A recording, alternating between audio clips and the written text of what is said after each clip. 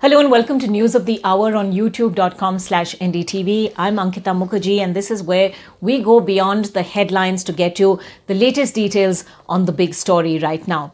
Well, what are we talking about? Bengal has become the fourth state today to pass a resolution against the Citizenship Amendment Act.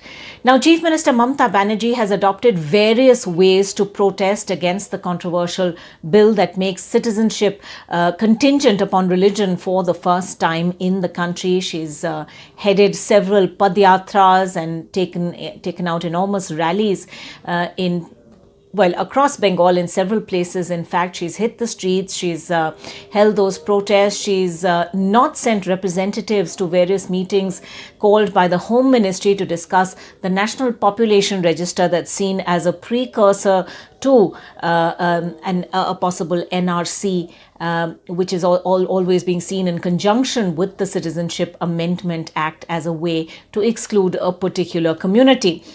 Well, today, the Bengal Chief Minister spent 40 minutes in the Bengal Assembly launching a blistering critique of the Citizenship Amendment Act. She talked about how the label of doubtful citizens and detention centers is absolutely unacceptable. She said in Bengal, we will not allow either the Citizenship Amendment Act or the NPR or, for that matter, the NRC, but our fight will be peaceful and democratic. She said, as per the Citizenship Amendment Act, you have to become a foreigner in order to become a citizen. This is a terrible game, she said, that is pushing people towards death, and don't fall into their trap. So there was a caution there, a warning for citizens as well in that 40-minute speech.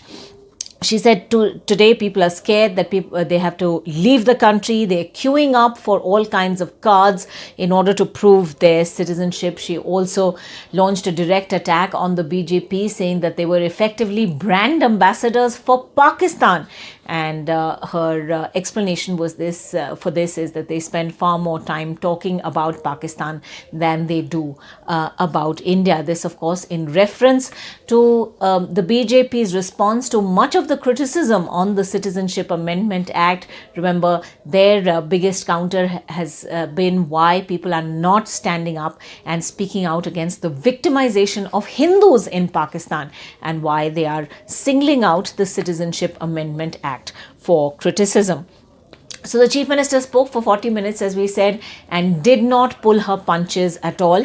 In fact, the handful of BJP MLAs who are there in the Bengal Assembly tried to speak out in praise of the Prime Minister for bringing the Citizenship Amendment Act, but their voices were largely shouted down. And 40 minutes later, the Bengal Assembly pretty much unanimously adopting that resolution against the controversial act. She also actually talked about how Bengal had stayed away from a recent meeting called by the Union Home Ministry on discussing the National Population Register, or NPR, and said that was another sign of Bengal's intent to ensure that even the NPR process didn't take place in Bengal. Now, of course, a lot of constitutional experts and legal experts are raising questions about whether adopting such resolutions in state assemblies is going to be mere tokenism, whether states can actually legally or constitutionally refuse to implement something that Parliament has ratified. So all of those questions, of course, for a later day, but Bengal certainly sending out a very strong political message at a time when the Citizenship Amendment Act has really become the talk of much political rhetoric. We've heard the Bengal BJP chief, Dilip Ghosh, talk at length. And, he's expected to launch a blistering counter to whatever Mamata Banerjee has said in the assembly today. He's already claimed that Trinamool workers are actually intimidating citizens in Bengal and telling them not to participate in the NRC when it comes. And he has said that forms have to be filled, whether they're online or offline. There is no way citizens can refuse to do this. The BJP's Rahul Sinha, another BJP leader in Bengal, went a step further and actually described all those who are protesting now in Park Circus in Kolkata, which in effect has become Kolkata's Shaheen Bagh. He said the Park Circus protesters and the Shaheen Bagh protesters were in fact Bangladeshi Muslims who have managed to build a prosperous life for themselves after entering India illegally. This is why he claims they are worried and now sitting in protest. Now, of course, these protests have not been just about one community speaking out. They've been attended by many people across the spectrum, and that is something that got a nod from the Bengal Chief Minister as well. She said it's not just about the minorities. In fact, I thank my Hindu brothers for leading this protest from the forefront. So Bengal, as we said, the fourth state now to pass such a resolution or adopt such a resolution, and similar resolutions have been adopted in left-ruled Kerala. Remember, Pinarayi Vijayan was the first chief minister to come forward and say that his state would adopt such a resolution, and that was followed soon after by two Congress-ruled states, Punjab and Rajasthan.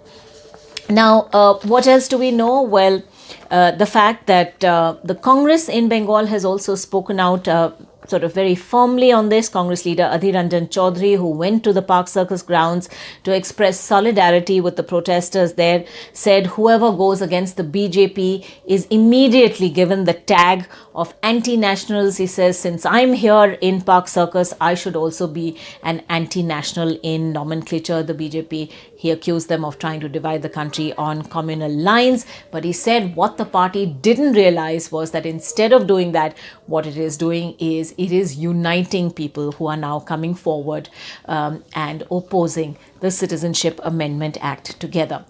Well, there was a related development here in the national capital with Union Home Minister Amit Shah, in fact, saying that there is going to be now a sort of concerted campaign that will make the Shaheen Bagh protests centerpiece. The BJP will in fact enlist the services of as many as 200 MPs who will go forward and campaign against the Shaheen Bagh protests, and they will take up that issue as a Delhi election campaign issue, and they will launch that campaign on the 1st of February. Remember, Delhi goes to vote just a week after that on the 8th, and in the last few days running up to the elections, the Shaheen Bagh protests and the BJP's counter to them is going to be pretty much center stage, and it seems that's going to be a concerted election strategy, because remember, Delhi Chief Minister Arvind Kejriwal hasn't spoken out really on the Citizenship Amendment Act or clarified his party, the Aam Aadmi Party's stand on it,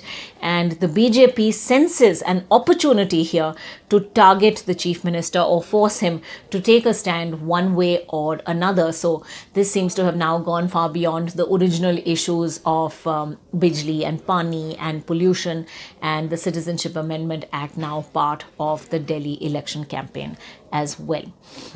But to come back to Bengal, now the fourth assembly to pass that Anti-Citizenship Amendment Act resolution. What is going to be the next step? Well, that is going to be the key legal and constitutional question, whether this is going to end up as being mere tokenism or whether this can go forward. Remember, Bengal seems to have already stopped all this procedural work on the National Population Register or NPR without the state's without the state really helping the center on this, whether it can go forward on that, whether that is going to sort of be the biggest stumbling block, that is the key question going ahead. Well, thanks for watching this edition of youtube.com/NDTV, and do stay tuned for all our latest news updates.